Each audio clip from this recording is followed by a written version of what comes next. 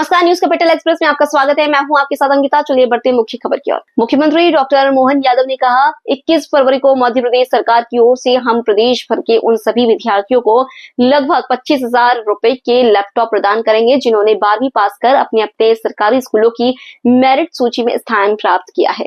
प्रदेश भर के सभी युवा होनहार विद्यार्थी जिन्होंने 12वीं पास करके अपने अपने स्कूल, सरकारी स्कूल में प्रावीण्य सूची में स्थान बनाया, ऐसे सभी बच्चों के लिए मध्य प्रदेश सरकार की ओर से लगभग 25,000 रुपया प्रति लैपटॉप हम 21 तारीख को देने वाले हैं। प्यारे बच्चों, अपन बहुत पढ़ो लिखो, आगे बढ़ो, और खास करके हम आपकी चिंता करने के लिए, आप कॉलेज से निकलेंगे उसके साथ ही या हायर सेकेंडरी के बाद भी अगर आप आना चाहेंगे तो आपको सभी प्रकार के अपने जीवन में रोजगार मिले, काम का मौका मिले। आप स्वयं इस प्रकार से भी बने कि आप अपना स्वयं का उद्योग स्थापित कर पाए। इस तमाम प्रकार की सरकारी नौकरियों के भी विज्ञापन निकाले और कोशिश कर रहे हैं कि मध्य प्रदेश में हर आदमी को रोजगार का अवसर मिले, मध्य प्रदेश से गरीबी हटे, विकास का कारवां लगातार चलता रहे। यशस्वी प्रधानमंत्री के नेतृत्व में हमारी सरकार लगातार इस दिशा में काम कर रही है। मेरी अपनी ओर से आप सबको बधाई। GIS की तैयारी को लेकर बोले उप मुख्यमंत्री राजेंद्र शुक्ला, मध्य प्रदेश के लिए सौभाग्य की बात है। MP की मार्केटिंग देश और दुनिया में हुई, मध्य प्रदेश में निवेश का अच्छा वातावरण है, पर्याप्त संभावनाएं। MP में आने के लिए उद्योगपति इंटरेस्टेड हैं। PM मोदी का समय मिलना बड़ी बात है। मध्य प्रदेश की इन्वेस्टर समिति की चर्चा देश और विदेश में होगी। GIS में सेक्टोरियल सेशन होंगे, डिपार्टमेंटल प्रेजेंटेशन भी होंगे। GIS को लेकर के कल सरकार ने कई नीतियों को स्वीकृति दी। स्वास्थ्य विभाग का अमला भी तैयार है। भोपाल देश की सबसे सुंदर राजधानी और उसकी सुंदरता और बढ़ाई जा रही है। सर,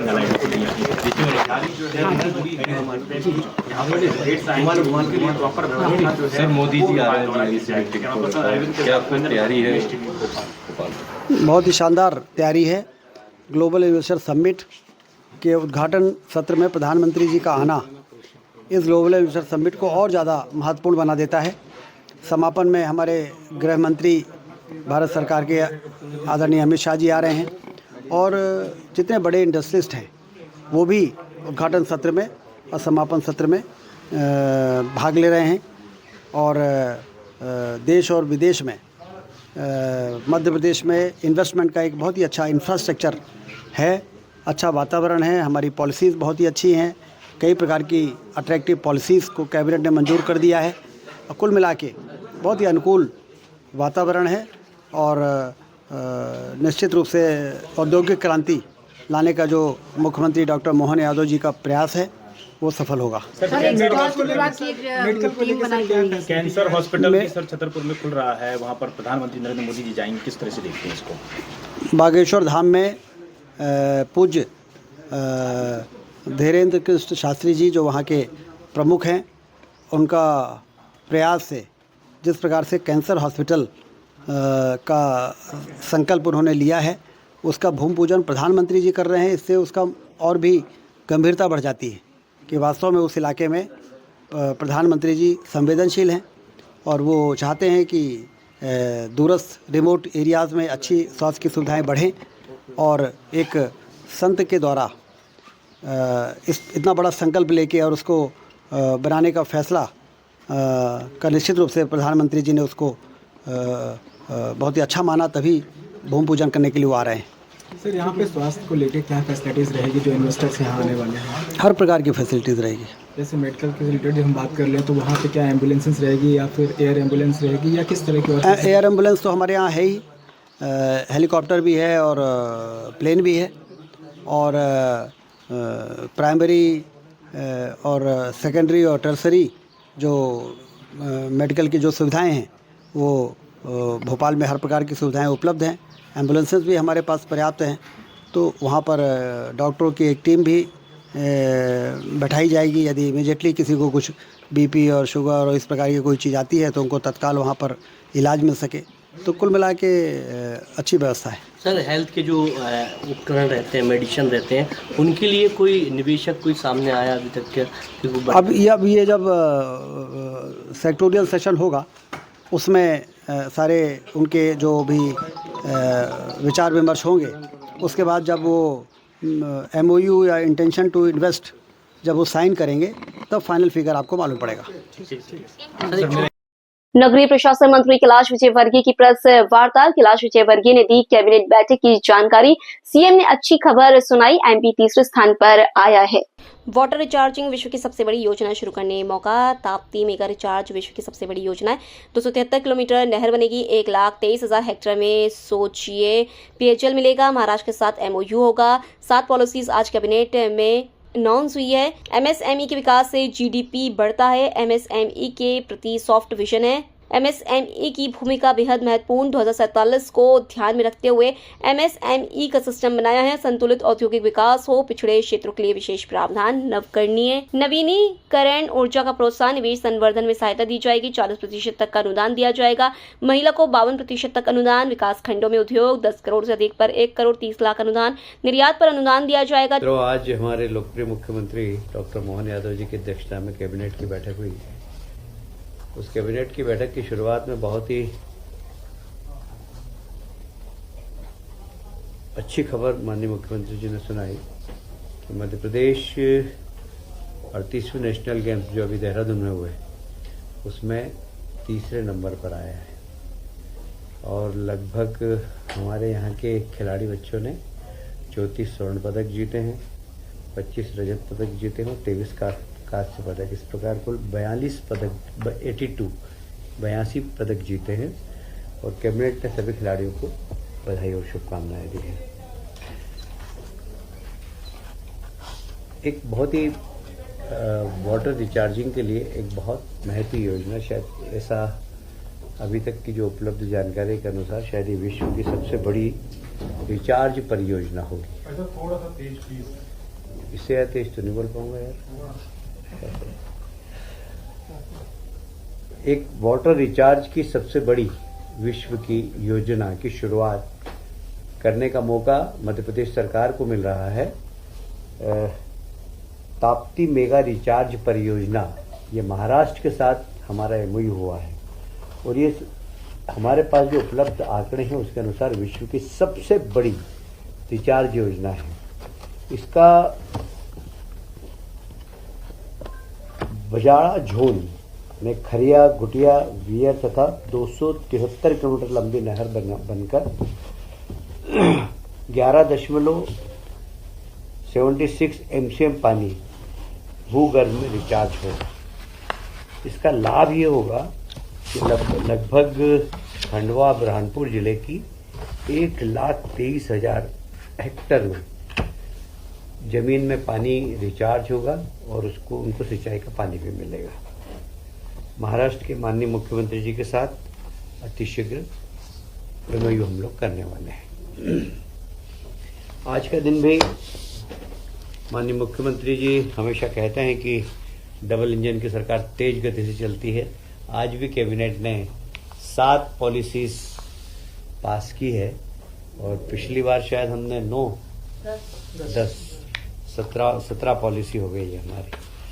तो आज जो MSME विकास नीति 2025, आप सभी जानते हैं कि MSME के विकास से GDP का विकास होता है, रोजगार मिलता है और सबसे बड़ी बात यह है कि MSME की अधिकतर इंडस्ट्रीज में पोल्यूशन कम होता है और इसलिए MSME के प्रति मध्य प्रदेश की सरकार बहुत ही सॉफ्ट विजन है उनका और MSME हमें ये कहते हुए गर्व है कि देश की अर्थव्यवस्था में, प्रदेश की अर्थव्यवस्था में MSME की भूमिका बड़ी महत्वपूर्ण रहती है।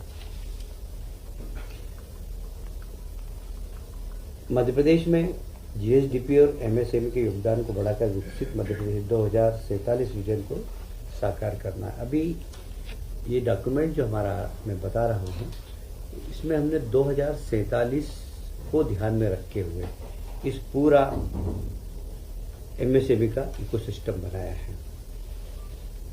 इजी ऑफ डूइंग बिजनेस को प्रोत्साहित करने के लिए एक पारदर्शी समयबद्ध पूरी योजना को हमने एक अमली जामा पहनाया है। मध्य प्रदेश में संतुलित औद्योगिक विकास सुनिश्चित हो, इसलिए मध्य प्रदेश के सभी क्षेत्रों में MSME लगे और इसीलिए पिछड़े क्षेत्रों के लिए एमएसएमई जहाँ लगेगी, हमने विशेष सुविधाओं का प्रावधान भी किया है। नवीन उद्योगों में नवीनीकरण ऊर्जा को प्रोत्साहन, निजी क्षेत्र के माध्यम से क्लस्टर बनाना, इसको हम प्रमोट कर रहे हैं। निवेश संवर्धन में सहायता, जैसे जो लगने वाले यंत्र, संयंत्र, भवन और उसमें निवेश पर 40% तक का अनुदान हम दे रहे हैं। 10 करोड़ का इन्वेस्टमेंट करने वाले हमारे अनुसूचित जाति, अनुसूचित जनजाति और महिला उद्यमियों को 48% तक और महिला उद्यमियों को 52% तक का अनुदान देने का हमने निर्णय लिया है। कुल मिलाकर यह वर्ग भी एमएसएमई उद्योग में आए और आगे बढ़े। प्रदेश के ऐसे बहुत सारे विकास खंड हैं जहां पर उद्योग स्थापित नहीं हो रहे। हमारा उद्देश्य है कि हम उन सब विकास खंडों में उद्योग, और इसमें भी 10 करोड़ से अधिक का जो निवेश करेगा उसको 1.3 गुना अनुदान दिया जाएगा। मतलब अगर सामान्य जगह हम 1 करोड़ देते हैं तो यहाँ 1 करोड़ 30 लाख का अनुदान देंगे। निर्यात को प्रोत्साहन दे रहे हैं हम लोग। निर्यात इकाई को लगभग फिर से 1.3 गुना अतिरिक्त अनुदान सिर्फ एमएसएमई के विकास के लिए। अब तो भोपाल के लोग इसलिए आप जानते हैं कि एमएसएमई का यहाँ से काफ़ी निर्यात होता है। विशेषकर हमारे यहाँ लैंडलॉक स्टेट है तो कई बार भाड़ा बहुत होता है पोर्ट तक जाने के लिए, और इसलिए 40% 40 लाख माल ढुलाई का 40 लाख प्रति वर्ष 5 साल तक देने का हमने निर्णय लिया है भाड़े में। निर्यात संबंधी प्रमाण पत्र लाने के लिए 50 लाख की सहायता उसमें भी देंगे। एमएसएमई की निर्यात निधि में ये लाभ अभी सब बताया मैंने।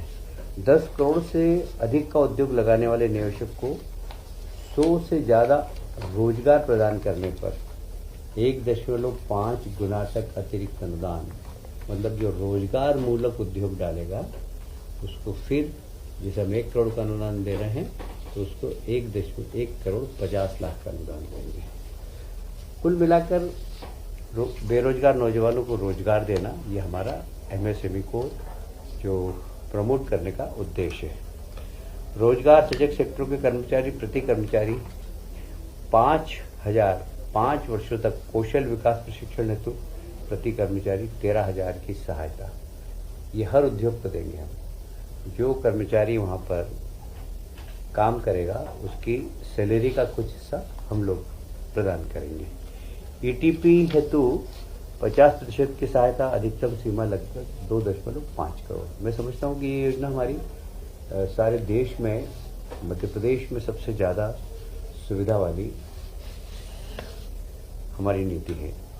रिसाइकलिंग इकाई, आप जानते हैं कि सर्कुलेशन, जो मनी सर्कुलेशन होता है, जिसे रीयूज़ करते हैं, प्लास्टिक को रीयूज़ करना, कचरे से सोना बनाना, कंचन बनाना, जिसे प्रधानमंत्री कहते हैं, इस प्रकार की कोई यूनिट डलेगी तो उसको 40% की सहायता और अधिकतम 2 करोड़ तक की सहायता देगी। विशेष पैकेज, इस फार्मास्यूटिकल एवं चिकित्सा उपकरण जो बनाएगा उसको फिर से 1.3 तक का मल्टीपल 52%, ये चिकित्सा उपकरण जो बनाते हैं उनके लिए है। निर्यात हेतु फिर से हम बता रहे हैं 1 करोड़ का अनुदान है, और फार्मास्यूटिकल लैब सेटअप के लिए 50 लाख का अनुदान, लैब अवधि फार्मास्यूटिकल के लिए 2 वर्ष, ब्याज अनुदान 5%, अधिकतम 100 लाख प्रति वर्ष 5 वर्ष के लिए, 5 करोड़ से अधिक का निवेश करने वाली इकाई के लिए। अब फूड प्रोसेसिंग के लिए निवेश प्रोत्साहन, वो भी 1.5 गुना है। मतलब फिर मैं इसको आपको ब्रीफ करूं कि हम सामान्य को अगर 1 करोड़ देते हैं तो फूड प्रोसेसिंग के लिए 1.5 करोड़ देंगे। मंडी शुल्क प्रति पूर्ति ये 100% दे रहे हैं, और बिजली के टैरिफ में भी लगभग 1 रुपया प्रति यूनिट 5 वर्ष तक छूट दी जाएगी। रोजगार सृजन का अनुदान मैं पहले बता ही चुका हूँ। रोजगार सृजन अनुदान 5 माह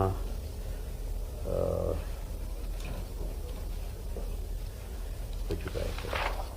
टेक्सटाइल, पावरलूम, मैंने बोला था कि हमारी जो उद्योग पॉलिसी है उस पॉलिसी के अंदर अलग अलग सेक्टर की पॉलिसी बनी, जैसे टेक्सटाइल पॉलिसी, पावरलूम पॉलिसी, हमारे खाद्य प्रसंस्करण पॉलिसी, फार्मास्यूटिकल एवं चिकित्सा उपकरण पॉलिसी, इस सबको अलग अलग भागों में देखकर वहाँ पर अलग अलग प्रकार की सुविधाएं, परिधान की पॉलिसी जिसे हम रेडीमेड कहते हैं, इसमें सब में इसी प्रकार के अलग अलग पैकेज दिए गए हैं। इन सब फुटवेयर, फर्नीचर, खिलौने, ये सब खिलौने आप जानते हैं कि दुनिया के अंदर सबसे बड़ा मार्केट चाइना था, भारत आज दूसरे नंबर पर पहुंच गया है। ये सब सर्कुलर इकोनॉमी, जैसा मैंने अभी कहा, रिसाइकलिंग पर हम 40% की सहायता दे रहे हैं, अधिकतम 2 करोड़ की। मोटर वाहन स्क्रैप जो होते हैं उनके ऊपर भी 20% की पूंजी अनुदान है और अधिकतम 3 करोड़ रुपए। स्टाम्प ड्यूटी की भी प्रतिपूर्ति लगभग 25 लाख। ऐसी R&D के ऊपर पूंजी अनुदान 25%, अधिकतम 25 करोड़ रुपया। वेतन प्रतिपूर्ति 50%, अधिकतम 5 लाख। यदि इसमें रिसर्च है तो उसके लिए भी सहायता है और पेटेंट के लिए 50 लाख की सहायता है। लॉजिस्टिक परियोजना, MSME मध्य प्रदेश लॉजिस्टिक योजना के भी अलग से लाभ हैं। कुल मिलाकर मध्य प्रदेश वैश्विक स्तर पर MSME का एक हब बने। अब अगली हमारी योजना है स्टार्टअप। स्टार्टअप में आप जानते हैं कि मध्य प्रदेश में अग्रणी भूमिका अदा की है। अभी लगभग हमारे पास 5 लाख स्टार्टअप हैं। आने वाले समय में हम 5,000 है। आने वाले समय में हम 10,000 का टारगेट कर रहे हैं कि 10,000 स्टार्टअप हों। अब 100 करोड़ के सीड कैपिटल फंड की हमने स्थापना की है, 100 करोड़ रुपए के। इसमें से 1.10 लाख तक रोजगार सृजित करना, 500 से अधिक स्टार्टअप को मार्केट में इन्वेस्टेबल बनाना, मेगा इंक्यूबेशन सेंटर की स्थापना करना। इंक्यूबेशन सेंटर स्टार्टअप के लिए बहुत महत्वपूर्ण होता है, क्योंकि यहाँ पर स्टार्टअप अपना कैपेबिलिटी देते हैं और इन्वेस्ट करने लोग आते हैं, वो सलाह भी देते हैं। कई बार एक इंक्यूबेशन मीटिंग में मैं भी गया था। मैंने देखा कि बड़े बड़े औद्योगिक घराने आए थे, उन्होंने सलाह दी कि इसको ऐसा करो और वहाँ पर इन्वेस्टमेंट भी किया। तो ये स्टार्टअप हमारे प्रदेश के नौजवानों को एक अच्छे अवसर प्रदान करेंगे। इस नीति के जो मुख्य स्तंभ है, एक तो वित्त पोषण सहायता, जिसमें सीड फंड अनुदान, स्टार्टअप कैपिटल फंड, मैंने बता दिया आपको, प्राप्त निवेश पर ऋण सहायता, बाजार तक पहुंच, स्टार्टअप एक्सेलरेशन कार्यक्रम, ग्रेट चैलेंज और हैकाथॉन, उत्पादन आधारित स्टार्टअप को बढ़ावा, जिसमें रोजगार सृजन सहायता, कौशल विकास सहायता, विद्युत शुल्क सहायता, MSME विकास नीति का भी लाभ, संस्थागत सहयोग भी हम कर रहे हैं। स्टार्टअप सलाहकार परिषद की स्थापना, ये हमारे नए जो नौजवान हैं जो स्टार्टअप करना चाहते हैं, उनको ठीक तरीके से एक सशक्त पोर्टल ऐप के माध्यम से उनको गाइड करने का काम करेंगे। नवाचार एवं उद्यमिता को प्रोत्साहन, पेटेंट यदि वो कराना चाहते हैं तो उसमें भी अनुदान है। ऐसे ये टिंकरिंग लैब की स्थापना, एंटरप्रेन्योर रेजिडेंस ERI जिसे बोलते हैं, अधोसंरचना सहयोग, जैसे मैंने बता दिया कि मेगा इंक्यूबेटर सेंटर की स्थापना, नवीन इंक्यूबेटर की स्थापना, इंक्यूबेटर हेतु अनुदान देना, फंड सहायता, ये भी मैं बता चुका हूँ। सीड फंड अनुदान, स्टार्टअप कैपिटल फंड बता दिया मैंने। ब्याज अनुदान देंगे हम, इसमें लीज रेंट में सहायता करेंगे और उनको आवश्यक ऋण उपलब्ध कराने में भी भोपाल प्रभारी मंत्री चेतन कश्यप की प्रेस वार्ता। मंत्री चेतन कश्यप ने कहा, मध्यम उद्योग वर्गों का नया वर्गीकरण किया गया है। मध्यम उद्योग वर्ग के लिए प्रावधान किया गया है। 125 करोड़ का प्रावधान कर दिया गया है। सूक्ष्म को अभी 2.5 करोड़ तक, लघु को 2.5 करोड़ से 25 करोड़ तक किया गया है। 25 करोड़ से 125 करोड़ तक मध्यम उद्योग माना जाएगा। 50 करोड़ से ज्यादा उद्योग वालों को निवेश संवर्धन के तहत लाभ मिलेगा। उद्योग में पिछड़े क्षेत्र के ब्लॉक चिन्हित किए गए हैं। पिछड़ा क्षेत्र में 40% की जगह 52% की सहायता की जाएगी। इससे प्रदेश के हर जिले का समग्र विकास होगा। एक्सपोर्ट को भी गति देने का काम किया जा रहा है। कंटेनर में ट्रेड के अनुदान की नई व्यवस्था की गई है। 50% रेट अनुदान के रूप में दिया जाएगा। 40 लाख प्रति वर्ष और 2 करोड़ रुपए 5 वर्ष में दिए जाएंगे। यह प्रावधान पहली बार हुआ है। तो मध्यम उद्योगों का नया वर्गीकरण किया गया है। तो नई नीति में हमने उसका प्रावधान किया। 50 करोड़ से इसकी सीमा बढ़ा करके 125 करोड़ कर दी गई है। बाकी सूक्ष्म को अभी 2.5 करोड़ तक और 2.5 से 25 करोड़ तक लघु व 25 करोड़ से 125 करोड़ तक मध्यम उद्योग माना जाएगा। तो इसमें करीब करीब हर उद्योग को 50 करोड़ से ऊपर वाले जो उद्योग हैं उनको निवेश संवर्धन सहायता के अंदर बड़ा लाभ होगा और मध्य प्रदेश के औद्योगिकरण में इसका महत्वपूर्ण योगदान रहेगा। इसी के साथ में महत्वपूर्ण बदलाव जो करा है कि जो पिछड़े क्षेत्र हैं, कुछ ऐसे ब्लॉक चिन्हित किए जा रहे हैं कि जहाँ पर औद्योगिकरण की गति कम है, वहाँ पर 40% की जगह पर हम 52% के करीब उनको हम सहायता प्रदान करेंगे, जिससे पूरे प्रदेश का एक समग्र विकास हो, हर जिलों के अंदर निवेश की संभावनाएं बढ़े। तथा इस बार हमने एक्सपोर्ट के लिए मध्य प्रदेश से एक्सपोर्ट को गति बढ़े, इसके लिए जो भाड़ा यहाँ से लगता है कंटेनर का, उस फ्रेट के अनुदान की एक व्यवस्था नई की है, जो कम 40 लाख रुपए प्रति वर्ष और 2 करोड़ रुपए अधिकतम उसको 5 साल में हम देंगे। 50% फ्रेट अनुदान के रूप में देंगे। यह पहली बार यह प्रावधान लाया गया है। और अगर फॉरेन का कोई डायरेक्ट इन्वेस्टमेंट आता है तो उसके निवेश के ऊपर भी अतिरिक्त सहायता हम लोग प्रदान करेंगे।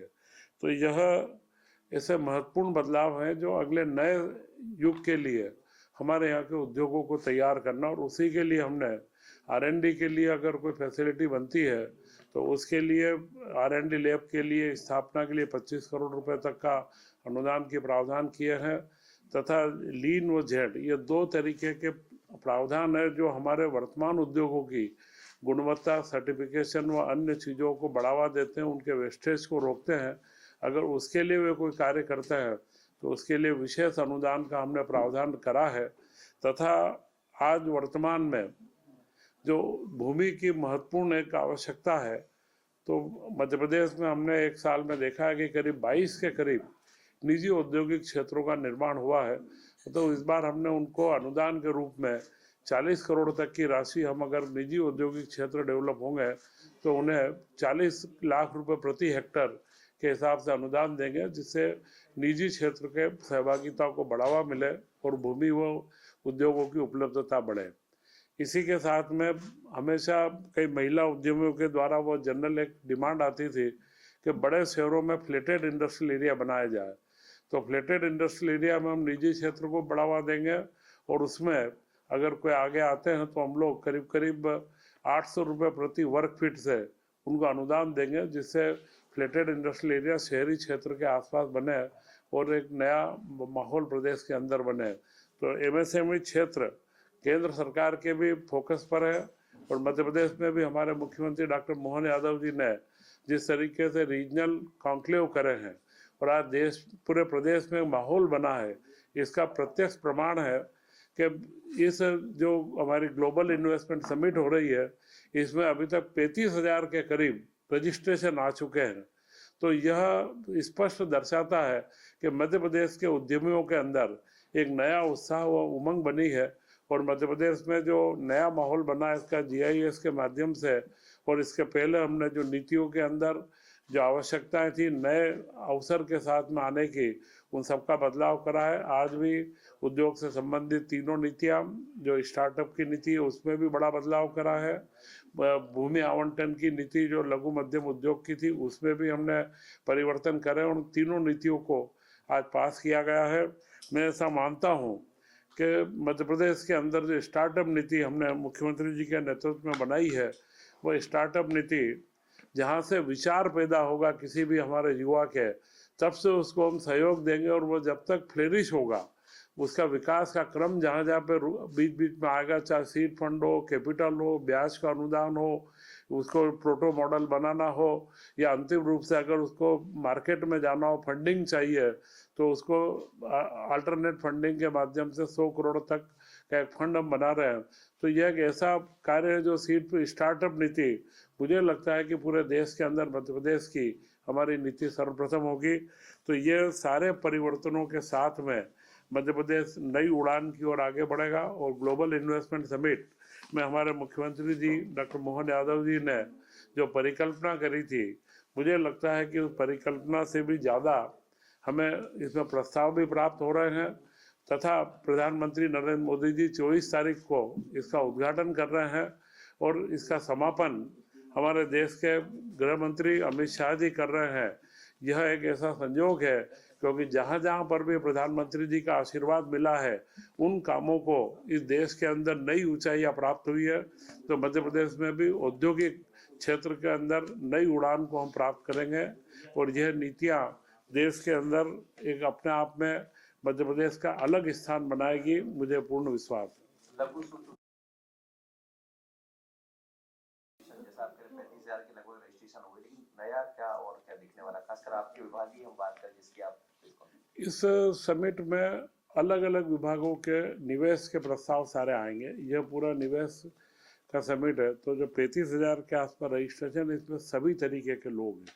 तो इसमें विभिन्न समिट्स होंगे, अलग अलग चर्चाएं होंगी। कई एक्सपर्ट्स को हमने देश भर से बुलाए हैं, चाहे पर्यटन का क्षेत्र हो, माइनिंग का क्षेत्र हो, स्वास्थ्य का हो, IT का हो, उन सभी क्षेत्रों के लिए और MSME के अंदर भी जो नई तकनीक की आवश्यकता है, गुणवत्ता की, सर्टिफिकेशन की या अगले एक्सपोर्ट के लिए नवाचारों की, उसके भी हमने इसमें एक्सपर्ट्स बुलाए हैं कि जिससे हमारे वर्तमान उद्यमियों को लाभ हो और नए युवा उद्यमियों को प्रोत्साहित करने के लिए भी हमने इसमें कई एक्सपर्ट के सेशन रखे हैं। तो मुझे लगता है कि यह एक संपूर्ण निवेश को बढ़ावा देने का पूरा ग्लोबल समिट होगा। भोपाल में पहली बार हो रही थी, आई गेस, तो क्या भोपाल भी एक औद्योगिक राजधानी के तौर पर स्थापित होगा इसके? निश्चित तौर पे भोपाल हमारे देश की, प्रदेश की राजधानी है और यह जो समिट यहाँ पहली बार हम आयोजित कर रहे हैं, इसका लाभ भोपाल और इसके आसपास के क्षेत्रों को मिलेगा और तथा यहाँ पर कई निवेश की संभावनाएं हैं। तो मुझे लगता है कि भोपाल भी एक नए स्वरूप के अंदर उसका अपना झीलों की नगरी का जो स्वरूप है, इसके साथ में जो अभयारण्य भी यहाँ पर पास में 5 किलोमीटर आया है, तो ये सारी चीज़ों का एक समायोजित करके भोपाल को भी एक नई दिशा मिलेगी। उद्योगों का वर्गीकरण किया जाएगा कि जैसे मालवा में या बुंदेलखंड में जहाँ की जैसी भौगोलिक संरचना है, उद्योग जो आ रहा है औद्योगिकरण होगा। औद्योगिकरण के लिए जो मैंने आपसे कहा कि जो मैंने प्राथमिक में कहा कि जो उद्योगों में बैकवर्ड है, जिन जिलों में ब्लॉक के अंदर औद्योगिकरण कम हुआ है, वहाँ पर हम निवेश की जो सहायता सामान्य रूप से 40% देते हैं, उसको 52% देंगे और क्षेत्र विशेष के लिए भी हमने इसमें CCIP की MSME के भी सेक्टर्स के लिए किसी क्षेत्र विशेष में अगर कोई आवश्यकता है तो उसको विशेष प्रोत्साहन के लिए हमने नीतिगत निर्णय लिया कि वे प्रस्ताव उनके CCIP में ले जा करके उनको बढ़ावा दिया जाएगा। भोले वाले जनता को सुंदर आशियाने का सपना दिखाकर करोड़ों की चपत लगाने वाला जालसाज बिल्डर बीते 1 माह से फरार है और इधर इसका शिकार बने दर्जन भर से अधिक लोग अब न्याय की गुहार के लिए पुलिस कप्तान के दरबार में हाजिरी लगाते फिर रहे।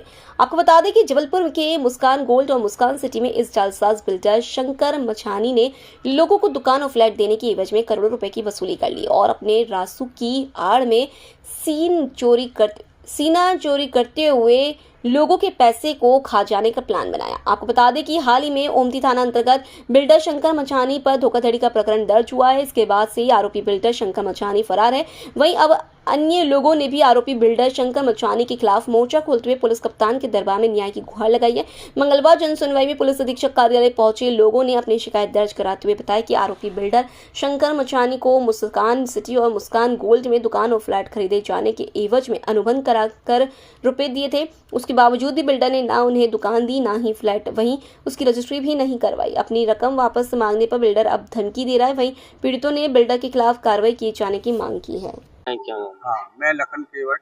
मैंने शंकर मंचानी से अपनी ज़मीन के समझौता के लिए जेडीए में सेटलमेंट कराने के लिए बात कही थी, तो उन्होंने समझौता कराकर मेरी ज़मीन की रजिस्ट्री करा ली, जिसके पैसे भी नहीं दिए। और चार प्लाट 40 बाई 60 के देने थे, वो प्लाट भी नहीं दिए। 2 फ्लैट देने थे मुस्कान सिटी में, वो फ्लैट भी नहीं दिए। 2 दुकान देनी थी दीनदयाल चौक में, 2 दुकान भी नहीं दिए।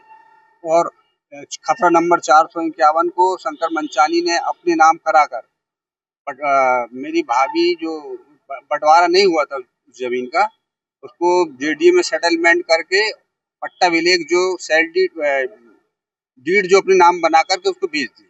आप कितने लोग आज आप एसपी ऑफिस आए जिनके साथ ये किया? हम 5-6 लोग आए हुए हैं। आपका नाम? लखन केवट। क्या शिकायत है आपकी? जी, मेरा नाम संजय आसवानी है। मैंने 2010 में मुस्कान सिटी में फ्लैट बुक किया था, जिसका 2014 तक भुगतान कर दिया गया, लेकिन आज 2024 हो गई है, मुझे फ्लैट का कोई पोजीशन नहीं मिला है। कई बार उनके पास जाने में उनका कोई ऐसा जवाब नहीं मिल रहा है, फोन नहीं उठाना, आगे बढ़ा देना, ये सब बातें करते हैं। 2003 और 2006 फ्लैट नंबर 306 और 206 फ्लैट नंबर है मेरा। आज आप कहाँ हैं, क्या शिकायत? मैं आज एसपी ऑफिस आया हूँ। मैंने आज शिकायत दर्ज करवाई है और उन्हें आश्वासन दिया है कि मैं जल्दी से जल्दी आपका। नाम आपका? संजय आसवानी बोल रहा हूँ। हमारी एंटीजी है मधु आहूजा। भाई साहब, आप कहाँ आए हैं, कितने लोगों के साथ है, क्या पूरा प्रकरण?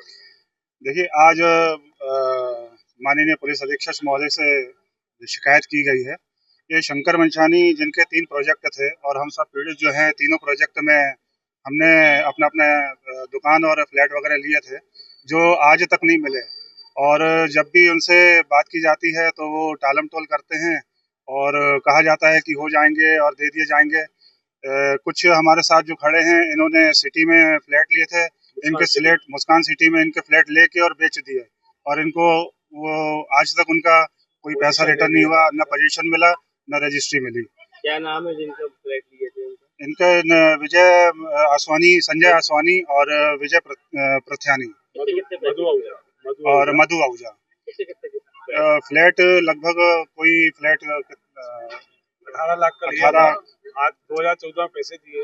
और मेरे जो मैंने मुस्कान गोल्ड प्रोजेक्ट में बस स्टैंड में जो इनका नया प्रोजेक्ट था, वो 2011 में इनका लॉन्च हुआ था, तो वो उधर पे भी मैंने एक दुकान बुक की थी, जिसका मैंने इनको 5 लाख रुपए दिया था।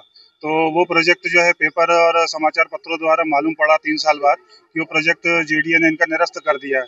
तो उस एवज में मुझे इन्होंने मुस्कान प्लाजा में एक दुकान दी थी, तो वो दुकान दिखाई कुछ और थी, दी कुछ और थी। तो जब मैंने इनके रजिस्ट्री के लिए बोला, तो ना उनकी रजिस्ट्री कर रहे हैं, ना उनकी कोई लिखा पढ़ी कर रहे हैं।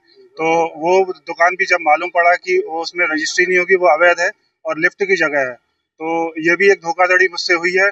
और मुस्कान गोल्ड में जो पैसे जमा है, वो भी पैसे वापस नहीं कर रहे हैं, वहाँ भी दुकान नहीं दे रहे हैं, वो प्रोजेक्ट भी इनका निरस्त हो गया। आज एसपी ऑफिस आए, क्या बोला? आज एसपी ऑफिस आए, उनकी शिकायत दी गई है और उन्होंने आश्वासन दिया है कि अब जल्दी कार्रवाई करेंगे। मेरा नाम धर्मेंद्र मध्यानी है और इनके पहले भी कई ऐसे कारनामे हैं जो आए दिन पेपर में हम देखते रहते हैं, लेकिन इनका कोई सोल्यूशन नहीं हुआ। उसके अलावा भी 2-3 विजयनगर और लोग आए। शंकर मंचानी के विरुद्ध भी आज करीब 8-10 शिकायतें प्राप्त हुई हैं, जिसमें कुछ प्लाट रजिस्ट्री न होने के संबंध में है और कुछ फ्लैट न देने के संबंध में शिकायतें प्राप्त हुई हैं, जो थाना माड़ोताल, विजयनगर और कोतवाली क्षेत्र अंतर्गत की हैं। तो संबंधित थाना प्रभारी सीएसपी की शिकायतें भेजी। पिछली बार भी FIR हुई, अभी तक वो फरार है मामले में, तो उसकी तलाश की जा रही है, उसी गिरफ्तार कर